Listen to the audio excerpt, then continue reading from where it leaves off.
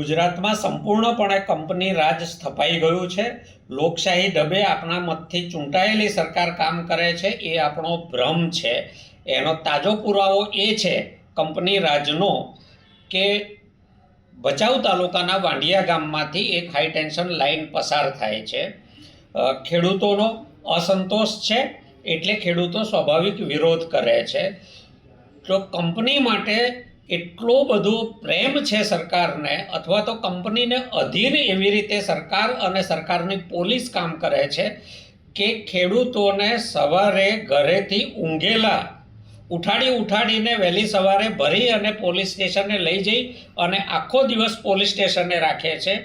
આજે અહીંના ખેડૂતોને 3 જુદા જુદા પોલીસ સ્ટેશનોમાં રાખવામાં આવ્યા છે। ખેડૂતોને પોતાની જમીન બાબતે બોલવાનો અધિકાર હવે કંપની રાજમાં નથી। આ વાત ખેડૂતોએ સમજી લેવાની જરૂર છે। હાઈ ટેન્શન લાઇનને લઈને ગુજરાતમાં ઠેર ઠેર ખેડૂતો ઉપર સરકાર અત્યાચાર ગુજારી રહી છે।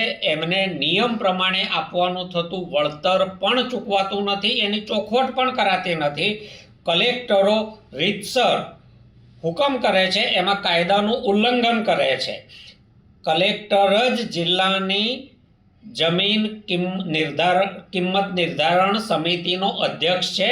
એણે જાહેરનામું બહાર પડે એ પહેલાં જે તે ખેતરોની જમીનની કિંમત નક્કી કરવાની હોય છે, જેથી ખેડૂત ગણતરી કરીને સમજી શકે કે એને શું વળતર મળશે। એક પણ કલેક્ટર, ગુજરાતનો એક પણ કલેક્ટર, ભૂપેન્દ્રભાઈ તમારો એક પણ કલેક્ટર, ત્રીજી વાર કહું છું, વળતરની ચોખવટ કરતો નથી। પોલીસ પ્રોટેક્શન કંપનીને માગતાની સાથે આપી દે છે। નીચે માત્ર એટલું લખે છે કે નિયમ મુજબનું વળતર ચૂકવવું, એટલે કયો નિયમ, કઈ જંત્રી, કોણે કિંમત નક્કી કરી, ખેડૂતને જાણવાનો અધિકાર નથી। કંપનીઓને ગુજરાત તમે ગીરવે મૂક્યું છે। શું ધાર્યું છે ગુજરાતના ખેડૂતો સાથે તમે?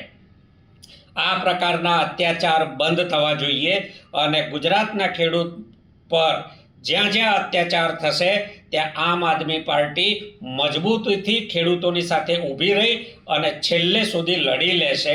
હું વાંઢિયાના ખેડૂતોને પણ આશ્વસ્ત કરું છું કે તમને જ્યાં અમારી જેવી મદદની જરૂર હોય તમે અમને કહેજો।